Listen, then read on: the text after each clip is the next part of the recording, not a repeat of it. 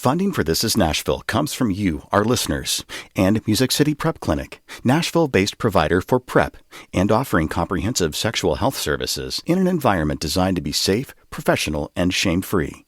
Learn more at musiccityprep.org. I'm Blake Farmer, and this is Nashville.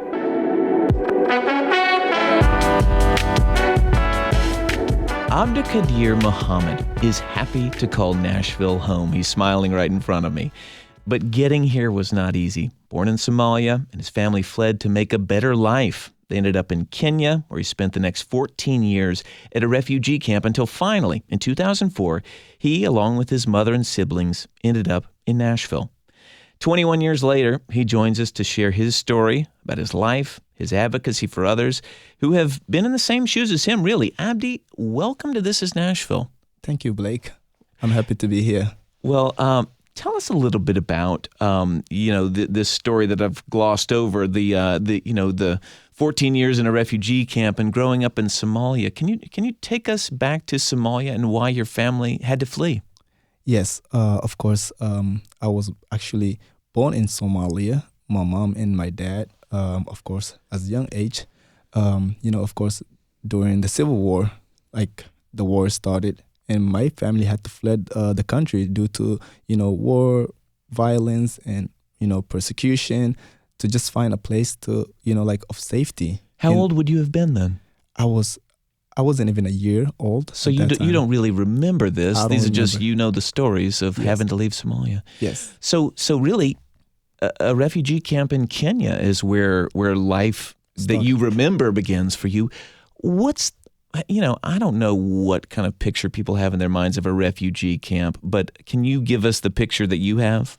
Yes. So a refugee camp is a place, where there's lack of resources, no food, no shelter. What you say? No shelter? Are you really? Are you living in a tent? Where are you living? Yes. So people, create their own tent to live. There's no actual home where people apartments here or homes. So it's just pretty much like temporary shelter, pretty much like a tent. That's a temporary for you. Who else is in the camp with you? So there's several other groups, people from Ethiopia, people from Congo, people from Sudan, and people from Somalia. All these people have left their countries due to, violence and, war. And where are people hoping to go? Are you waiting for some country to have accepted you as a refugee? Is that what everyone's waiting on? I'm glad that you asked that. Yes, so everyone is just there for, hoping for a place, like say for instance, a chance to be resettled somewhere in, a safe place, whether it is United States, whether it is, Australia, Europe, just you waiting, it's just pretty much a waiting game, a place where you just have, don't want to lose hope and just waiting for, someone to come and say, hey, we would like to settle you in our country. Why did it take 14 years? Oh, the process, because there's a lot of people, and it's just pretty much luck. I will say I'm just lucky and fortunate enough to be the lucky ones to, get to come over here. So there's many people that are still there right now and, being in the same camp that you were in Kenya. Same camps, yeah. Wow. Do you stay in touch with folks? Yes, some people, yes. I have some relatives actually that live there. We use WhatsApp to call and, before it used to be like little cards that you have to purchase from here and, reach out to them. Sometimes it doesn't go through. But now, thank God to technology, we use WhatsApp and, social media platforms to kind of get in touch with them and just kind of ask them how's the process going, is anything changed? But I'm pretty sure life is a little bit different to compare to 21 years ago. But it's still the refugee camp is still under-resourced. There's still lack of safety, lack of food, lack of medical. When you say lack of safety, I mean, what do you mean? Is there violence or just sort of people are stealing things, or one could imagine any number of things going on there? Yeah. So when I say violence, it's because of you brought up many groups together, right? That don't know really each other, and then you only serving them with once a month as food, and of course everyone has a larger family. It's not like we have a family of one or two. It's 3, 4, 5 kids, and you only get a small amount of food each month. So people just, like impatient, like they want to get more for their family. And I totally understand from their perspective. But I mean, it's just like, it creates lack of, destruction. I mean, it creates destruction for like, people to fight over food.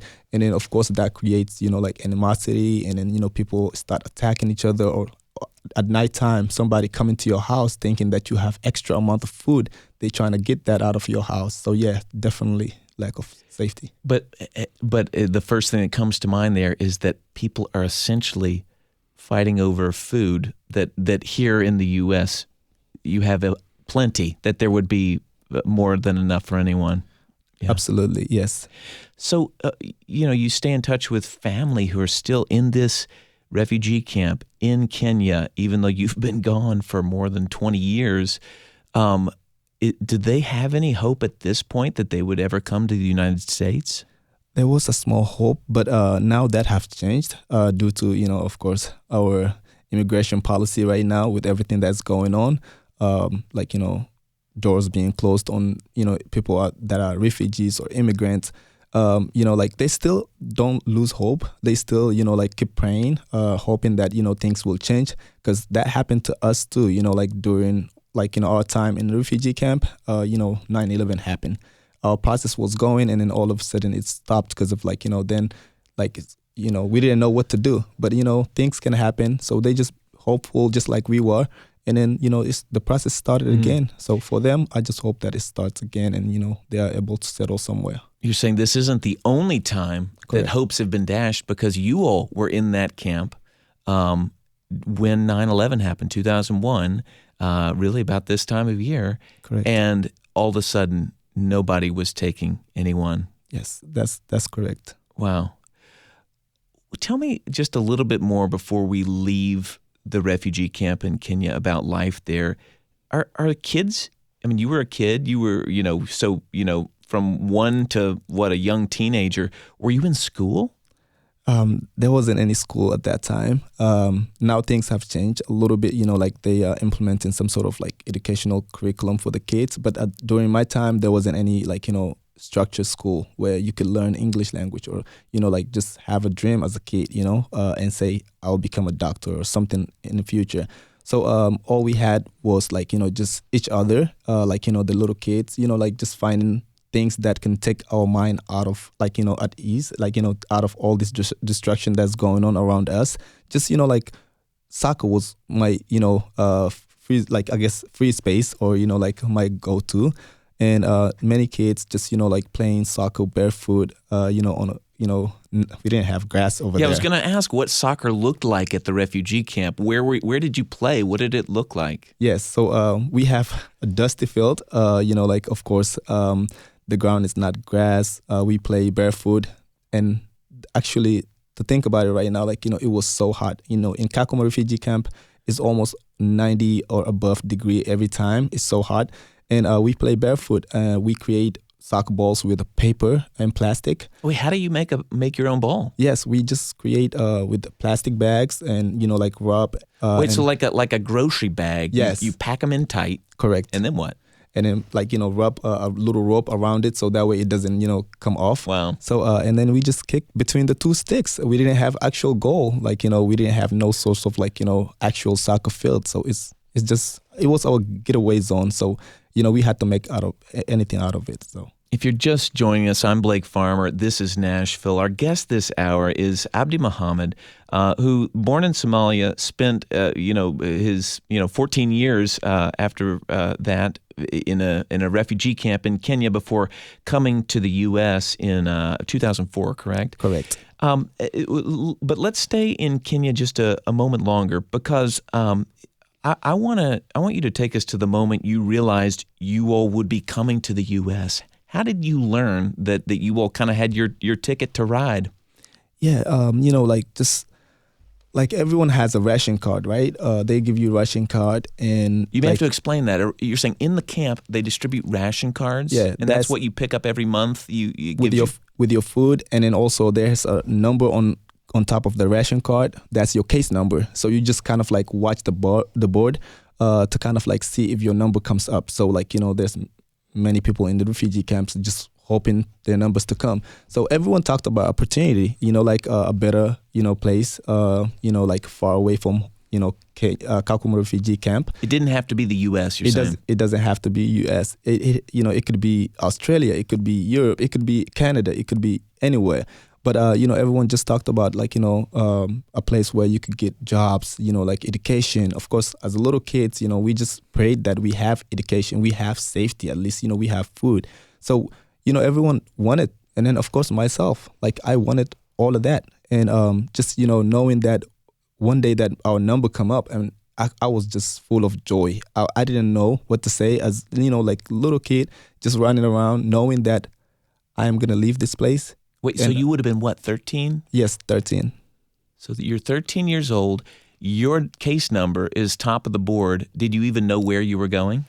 I did not know where we was going at that time because of, people were just, being, of course, being resettled somewhere else. I knew that, they were talking about United States, and all I could just do was pray for it. I didn't know what the United States was. I didn't know there was any other world outside of Kenya refugee camp.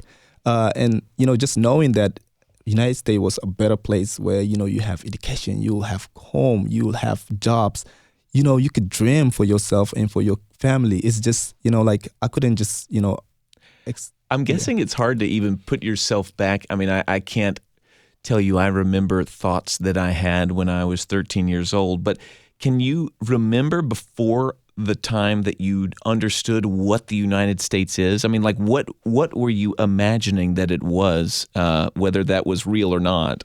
So, when your number comes up and you know that you are going somewhere, so they will give us these orientation videos where they will show you what the United States look like, what to do, what not to do, and how to interact with people. And we were baffled with everything, knowing there's high rises, there's clean concrete streets, and just knowing that people are looking so clean, and us, we dusted, we didn't even have the water to shower, but knowing that there's a third world out there that is better than where we lived. And I was like, you know what? Yes, I want this place. How did you all get here? Yes, so leaving the camp, we didn't have, of course, airplanes there. They didn't have any airports at the camp. So what happened is that, of course, there's buses. It wasn't only my family, it was several other families. So 2-3 buses at the same time, early in the morning, everyone, all your family members, friends come over and wave you goodbye. So you take a bus from there, and then you will come to a small town that has a small airport. And then from there, you'll get on a small airplane. That was not the best, of course. And then they brought us to Nairobi, which is the capital city. And you're saying you took a plane to Nairobi? You were that far away from Nairobi? Yes. Okay. So you're Nairobi, the capital of Kenya? That's correct. So we took a bus from the camp to a small town that's several hours away. From there, we took an airplane, and then we came to Nairobi refugee. I mean, not Nairobi refugee. We came to Nairobi, the capital city of Kenya, and of course we thought that this was a stop, just for one day, and then we'll go to the to United States. But that didn't happen. So our process kind of got delayed somehow. I see. We stayed there for more than over a month. So and that place also didn't have clean water, the little camp that they had. It's like a camp. It was like a facility, but it wasn't the best. There was huge rain, flood everywhere, water. But then, of course, that didn't take too long. After two months of waiting over there, then of course they put us in an airplane, and then we came to United States. Well, I can only imagine what it's like to leave and say goodbye to people that are not just friends you've made over the last few years. These are folks you've lived with for most of your life, and some of them are your relatives that you're saying goodbye to. Are you realizing I might not see you again?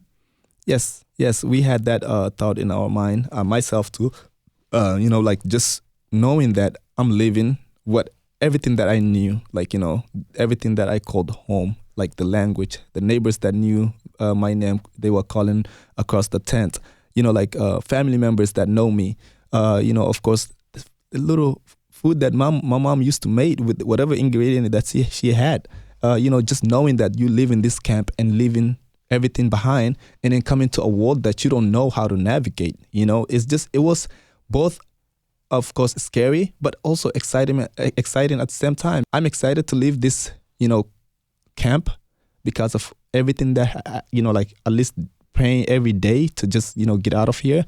And now knowing that I'm leaving everything behind, everything that I knew, the friends that I was playing soccer with, it wasn't easy, but I just had to accept that and, just pray that I'm going to a better place and where I can, make something out of myself and then maybe one day return and, help folks and, just kind of instill hope in people. Well, we're going to leave it right there and then come back in just a moment. Abdikadir Mohamed is our guest on this episode of This Is Nashville. We'll take a short break, and when we come back, we'll talk about how he adjusted to living in Nashville and used this experience of essentially being homeless for most of his life growing up to help the people in this community. Stay with us. This is Nashville.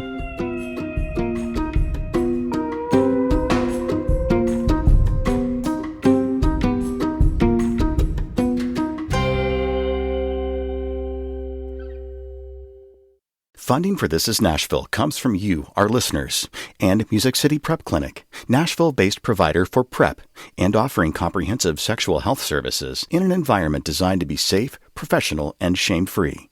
Learn more at musiccityprep.org. I'm Blake Farmer, and this is Nashville.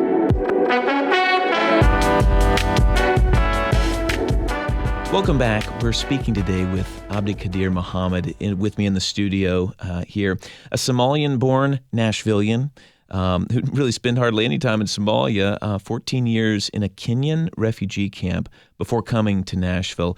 We've sort of led us up to that point of arriving here in the U.S., learned all about what life was like in the camp, and now we're ready to move to this sort of next chapter of life in Nashville. Abdi, thank you for joining us today. Thank you for having me. So you make it to the U.S. I'm guessing Nashville wasn't the first stop. When did you learn that Nashville would be where you were resettled? Yeah, so when we first came to the United States, the airplane took us to JFK, which was New York. Yeah, New York. So from there, we spent a night there. We didn't know anything. They took us to a hotel. Of course, I was 13 years old, and I was just so curious. They had TV there. In the camp, you don't have that. So you'd probably seen a TV before. Yes. But the idea that you'd have one that you could just switch the channels and look at anything you want. Oh my goodness, you're taking me back. Yes, absolutely. Just knowing that there was a TV there, and I was so curious. I used to love, cinema and all of that. Just going, little kids, trying to go to a cinema, but you can't. But knowing that there's a TV here, you could change the channel. You can and they brought us food, chicken, and I was like, oh my goodness, this is home. But then, so you thought living in a hotel in New York because it would be enough. It was enough for me at that time. And then in the morning they told us, hey, actually this is just a short stop. Tomorrow, first thing in the morning, you guys flying from here to a place called Chicago, and then you will stay there a few hours, and and then you will go to your final destination, which is Nashville, Tennessee. So Had you ever heard of Nashville? Yes. A family friend that we know from the camp actually came to United States one year before us. And then I guess during our time of interview in the camp, they kind of ask you, do you know of someone? Because they didn't want to put all the refugee camps in the same place. But I mean, at least to know someone that you can kind of navigate the place with. Because I'm sure it's helpful. If you know someone there, they can show you the ropes. They can help you get connected. Correct. So they give us a name, and we were like, yes, we know of that person. And they told us that you go into the same city as that person. And we was like, okay, at least somebody that we know. But then, of course, we come here. He lives far away. It was, really? It was totally so, in different. other words, it's not like your neighbors. Yeah, they just happen to be in the same town. It wasn't. And then I just wanted to kind of highlight that, that experience, because, I was traveling with a single mother, 13-year-old, being the oldest in my family. So I had to carry my younger brother with me, and my mom was carrying the youngest one in her arms, and while holding my sister, who's younger than me, and then I was carrying the other one, pulling the bags, it was just a lot. But like I'm just grateful. And I'm sorry we didn't get to it earlier, but tell me about your father. Yes, so my father and my mom kind of like, when they're on separate ways after living in refugee camp. Of course, he has his own family, and my mom and I came here together. Because to be honest, he was with us at first, and then like our process got delayed because of my father had to go and work, in the city, because in the refugee camp there's no opportunity, and if you leave, there's no way that you could come back the next day. So if your process come, I was watching that I can't go to like a different country that without father. Could we have my father with us? And they were not kind of together at that time, but then they wanted to make things work, but it didn't happen. So we end up coming here with a single mother, and it was a process. But wow, I'm. So you knew someone here in Nashville. My understanding, though, is I know there's a Somalian community here. Correct. Although I don't know if you feel Somalian. I don't. Do you feel Somalian? To be honest, yes. And it could be a long subject of its own. I'm sure. The Somali community itself, like we have sub-tribes. Of course, a tribal. Like we are Somali Bantu.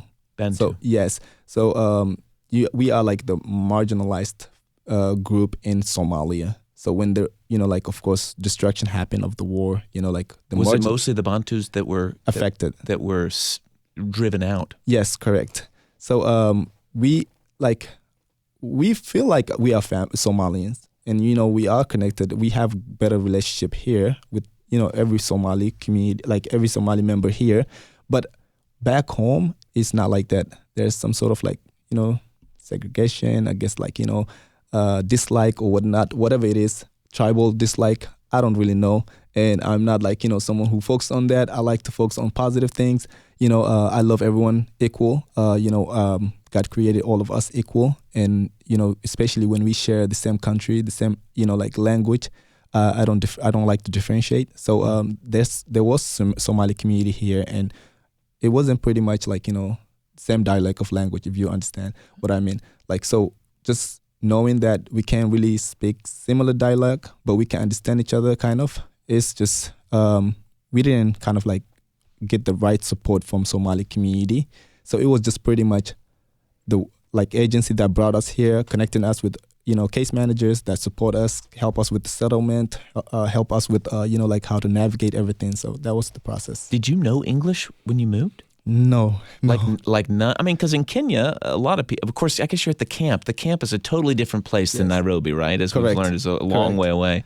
If you're just joining us, I'm Blake Farmer. This is Nashville. We're joined in the studio by Abdikadir Mohamed, who his career has become helping people find places to live. Folks who are unhoused with an organization called Safe Haven, and we're getting his story here today. And born in Somalia, 14 years in a Kenyan refugee camp. So you make it to Nashville. You know a few other people here, but it almost doesn't matter because they live so far away and you don't have a car, and maybe it's not like you're going to get there on a bus, perhaps. Correct. You start going to school, right? I mean, you are the oldest in the house, so you kind of have taken this father role, but do you end up going to school? So when we came here, of course, like we didn't have our own place, our own home. So they settled us in a group home. And then, of course, when you come over here, you have to get your Social Security in order for you to enroll in school and all of that. So that took a longer process, like, getting us all the legal documents, just making sure that, we have, transferred to United States with everything. And to get involved in the school, like, finding our zonal school for that area, was it like going to be a short term or was it going to be a long term stay? Oh, because you might move. We might move. You're at a group home. They didn't know. So they just kind of said, okay, you know what? The process of you guys settling into your own home is taking forever. Why don't we just put you guys in the schools since we have all the documents? We were like, okay, thank you. And then, they took us to a place I didn't even know at that time. It was like the Center of Education, MNPS, where they will test you. They will ask you for like, if you speak any English or if you can read or write. So we didn't know. And is this right? You had really never been in school. So go ahead. Well, I just can't help but think your daughter's sitting behind you in the window, and she's over here drawing, and it's beautiful. And I'm just thinking of you. Thank you. With your siblings, with your mom, dragging kids across the world to come here and make a new life. And just thinking, it must be different thinking back on that now, having your own child. Yes, it is. Just, being the oldest, not knowing anything, like, if you will have a dream, if you will be, like, you will have to go to school. It wasn't easy, just the whole process. But I mean, as the oldest, I had to make sure that I take, a good role. I make sure I make a good impression for my siblings, and then also for my future kids. If I have family in the future, just knowing that I had to be a good role model. I didn't want it to give up. So I wanted to try harder. So just, seeing Aliyah, she's over here drawing. I didn't have that privilege. I didn't have that. I didn't have, like a book or pen to write or draw or like, thank God, I'm here now. I could get to see that.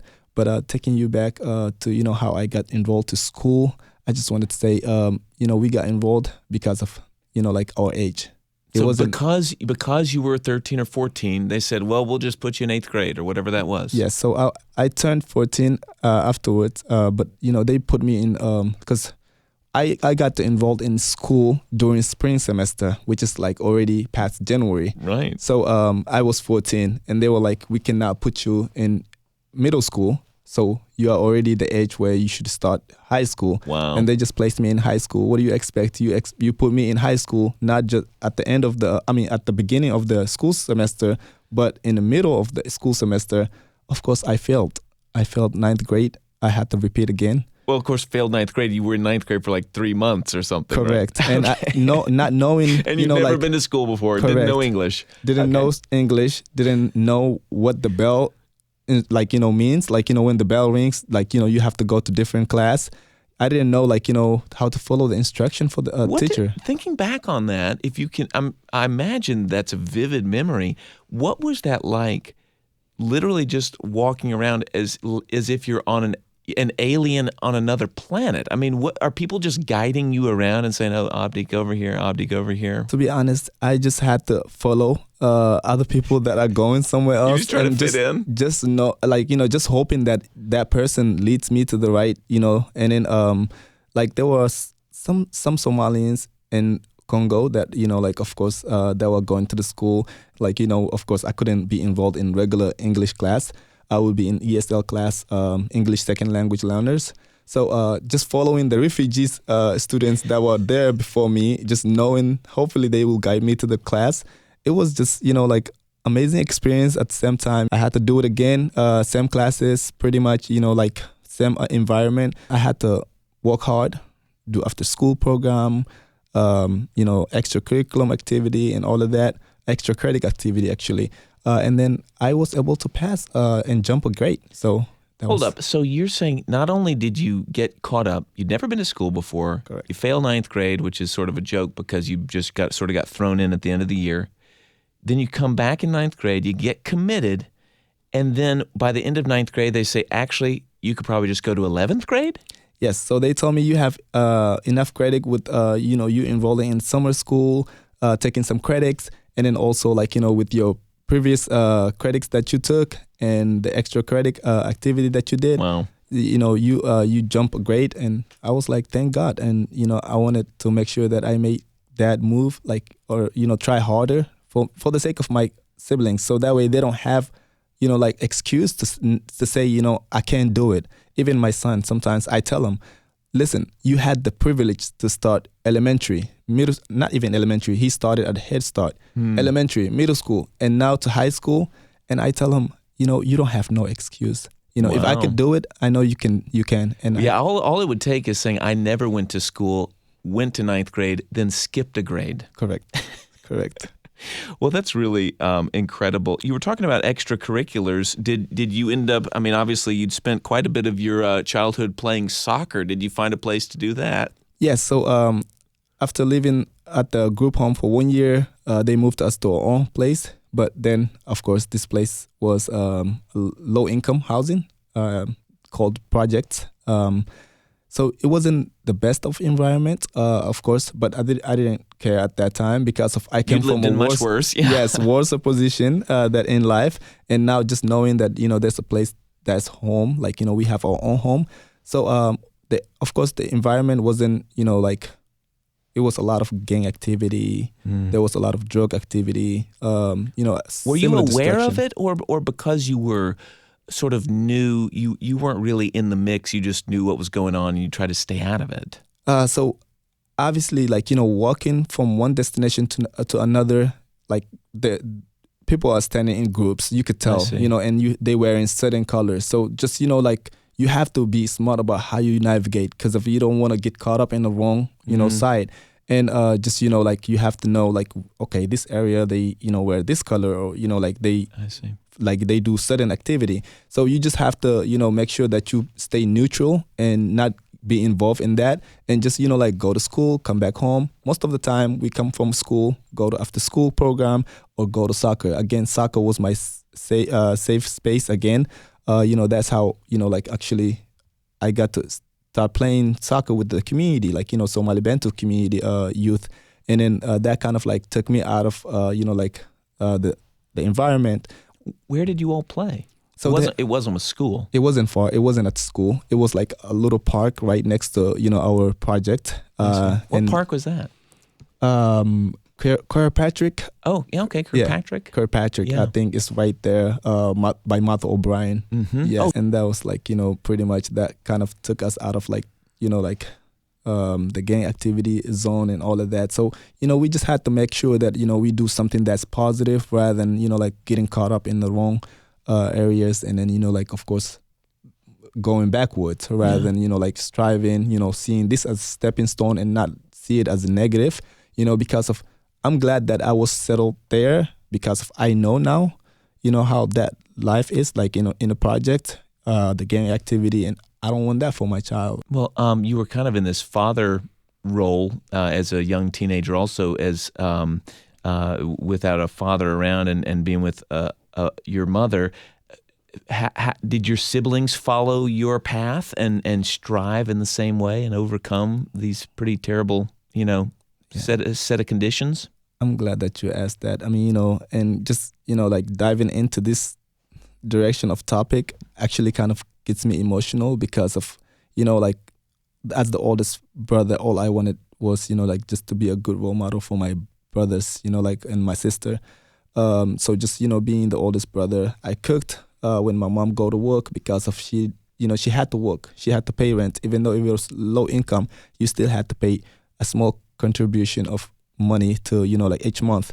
And just, navigating from work, cooking for my siblings, going after school program, that taught me, how to be a responsible adult, and just, setting up good example for my siblings. I have 3 brothers that are younger than me right now, and the 3 of them, one of them is not doing well. He's challenged with mental health and drug and alcohol addiction. And I'm doing everything that I can to help him, but I don't want to see myself as a failure as an older brother for that reason, because of every individual is unique on their own. I have done my part to stay in a in a positive road, just do the positive things, show up good role model, go to school, overcome all these challenges or obstacles, just so that way they don't have to go through that. But again, he got caught up with the wrong group of friends, and that kind of influenced him. But one of my younger brother, he's currently in college. I'm happy for him. He's making me proud. The other one, he's security, but also working towards becoming a patrol officer. So which makes me proud. My sister is married. She's in Atlanta, happily with her family. She has her own home. I'm happy for her. And then I have a younger sister who was born here, and she's senior right now. She's doing great. Senior She in makes high me school. proud. Yeah. So they're all like kind of like every time we have a family, gathering, because I have to, implement this as a, as an older brother. Like we talk. We say some things to appreciate, and they always talk good things about me. Even my brother, who's challenged with mental health, because he was a bright kid. Mm-hmm. He was a bright kid, and then right now, we are working towards just finding a resource and help. I'm not giving up on him, although like it's challenging, it's hard, but I'm not willing to give up. Well, we'll talk more about your advocating for others in your life, which became your career, helping people find housing. But we're going to take one last break. Abdikadir Mohamed is our guest on this episode of This Is Nashville. When we come back, we're going to talk about Abdi's advocacy work and how he wants to help people coming here as refugees, as well as those who are here and looking for housing and community. Stay with us. This is Nashville.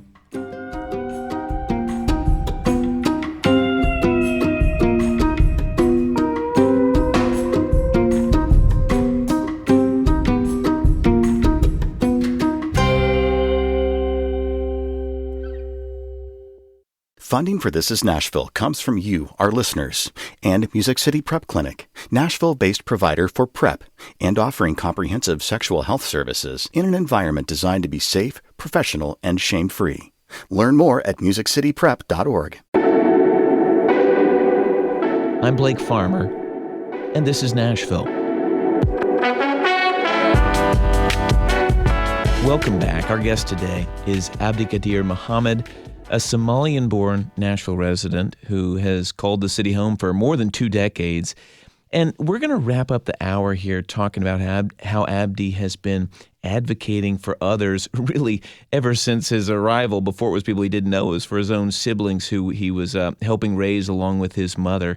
And so I want you to talk to me about your journey to working at Safe Haven. How did you get involved working with folks who are, in need of a place to call home? Yeah, of course.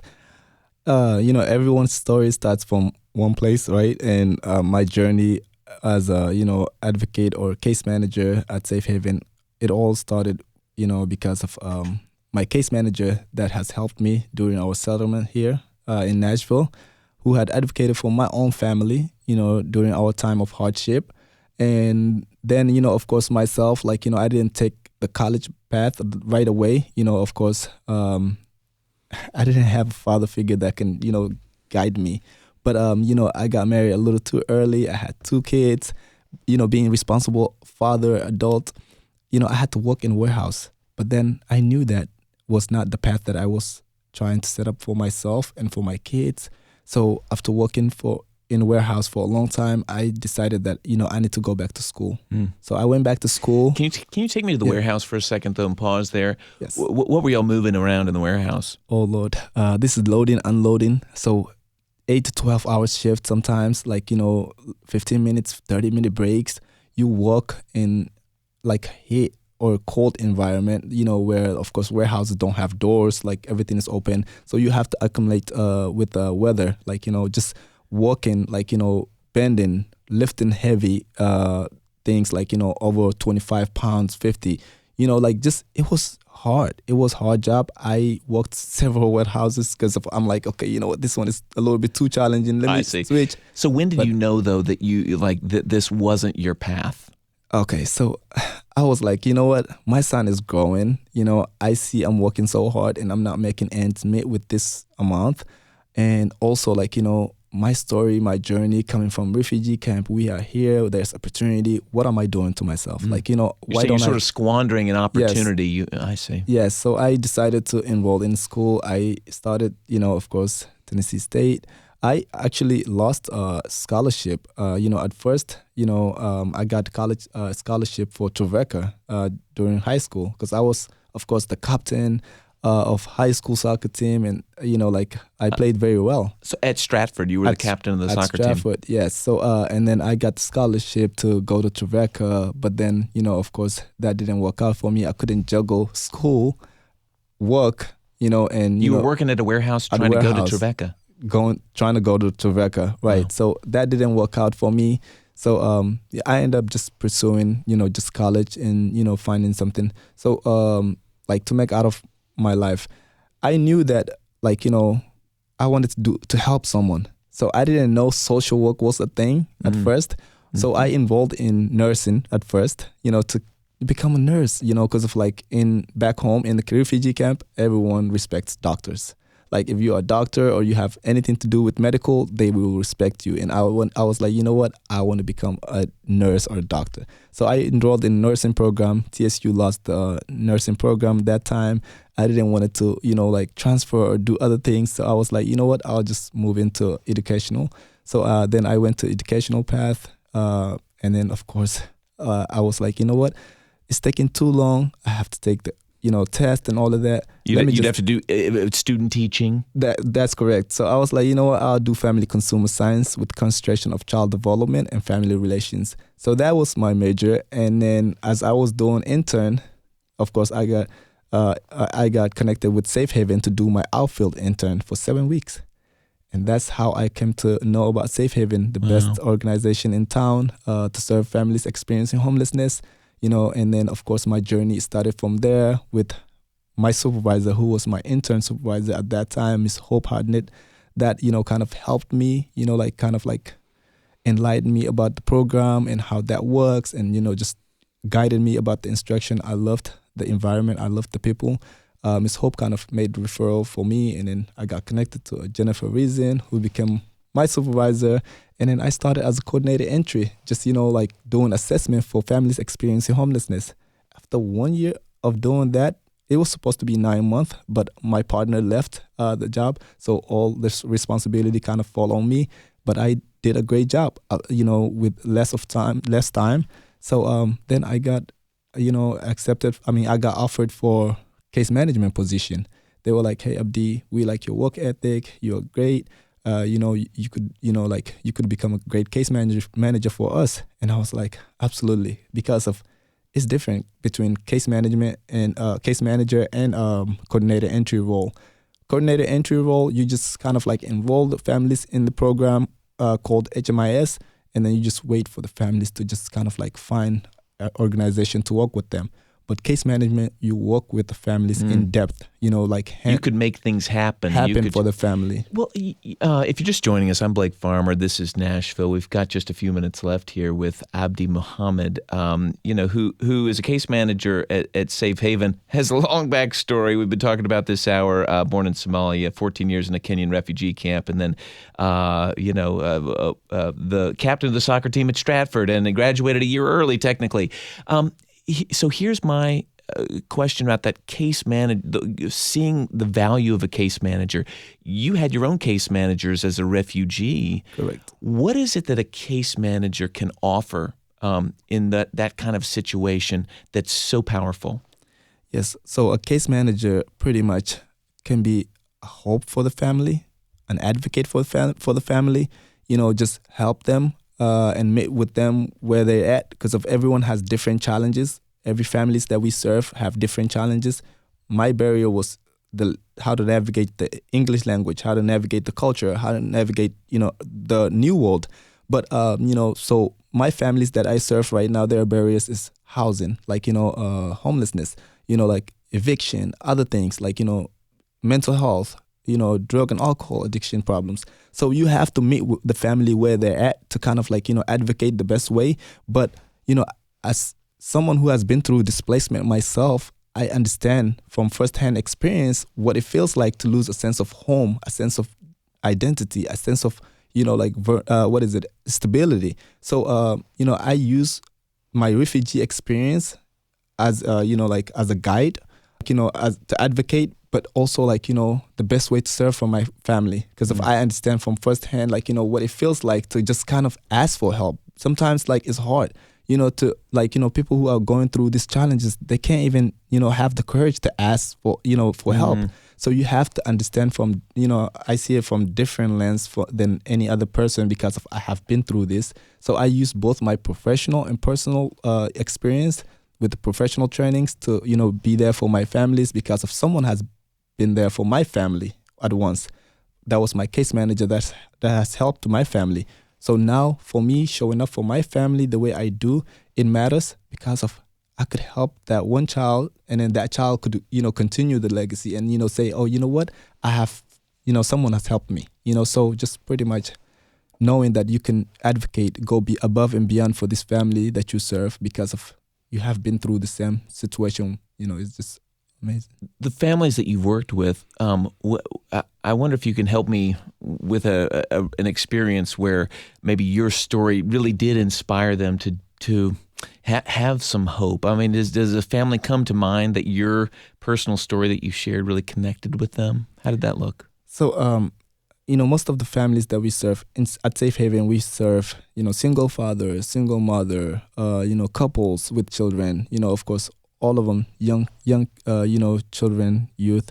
And then, like a single father, like I always, try to kind of like help them understand, like, my background a little bit because to build trust, you have to kind of like, facilitate that, like, hey, I'm here to help you. But, like, just understand that you are not just here to share your journey. I'm not here to just, like, learn about you, but I want you to, like, learn about me so we can build trust, like, you could know that I'm here to help you, So just kind of, like, building trust, especially, is hard when, like, you are from different country, you have accent, English is not your first language, and they can see that you are not, like, American born or whatnot, like, so I have to find creative ways or like, smart way to kind of like build that trust with my families, like, that we serve at Safe Haven, to just kind of like let them know, hey, I know I have language accent, like if you don't understand what I'm saying, ask me to repeat again. I'm more than happy to repeat again 100 times for you to understand so you could get the best care at our agency. Then, like for you to be underserved, like, I want you to get the best out of the program. I want to help you. I want to share this journey with you. I don't want to just be as professional, but I want to be working with you along this journey. So, like they experiencing homelessness, like, of course they don't have home. They just want to have a place to call home. They have all these challenges. So we just want to make sure that, we connect them with the right services and, just being there for them to see me, someone who's waking up every day to help them, like it's great. It's a great experience, great feeling. So last thing, thinking back on where you grew up and what you thought your life might be, what would that kid who was 13 in Kenya think about the 36-year-old who's sitting here now? I will say proud for like, like I have made and like I will say, okay, I will do it again. I will say proud because of never like, I didn't know if this was going to be real, like, where I'm at today, speaking to you, Blake, here. At Nashville Public Radio, television, just talking to you. It wasn't a dream that I had in mind. Like just knowing that, like, that 13-year-old who didn't have a hope, that he's here using that sense of experience in a refugee camp as a powerful tool to advocate for families, and just, being there for them and doing something right, something that contributes to positive towards the community. It's amazing, and I just I'm not where I need to be yet, but I'm striving. Each day is a learning process, is a progress. I'll just keep moving. But I mean, I just want to be hope for the youth, for the next person, and then also I want to show that giving a person second chance is important because of right now we closing borders, like doors on, like people that are migrating or refugees. I just want to show that I do positive contribution, so that way when someone look at me and says, okay, you know what, Abdi is a living proof that, like if we give somebody a second chance, they could do something good or contribute towards, our society or our country, because of immigrants brings what, resilience, they bring, like rich, diversity to this country. So I just don't want people to look at me and say, oh, you know what, you are, immigrant, you don't contribute to nothing. So I want to show that there's positivity, there's also hope, there's a change in a person that's experiencing immigration or refugee. if you give them hope, they will do something good. Well, Abdikadir Mohamed, thank you for joining us on This Is Nashville. Thank you so much. Abdikadir Mohamed is a case manager at Safe Haven and an all-around good guy that people in this building here are big fans of, and hence we have you here for this profile interview. Thanks for tuning in this hour. This is Nashville's a production of Nashville Public Radio. Today's episode was produced by Josh Deepen. It was directed by Tasha A.F. Limley. Our board operator is Liv Lombardi. Masterminds behind our theme music, Larange and Namir Blade. Listen back at thisisnashville.org or wherever you get good podcasts. You can ask a smart speaker to play the latest episode of This Is Nashville. The conversation doesn't have to end. You can leave us a message with your thoughts about what should be on the show. The number is 615-751-2500. You can also find us on socials at This Is Nashville. This is Nashville. I'm Blake Farmer. Go in peace.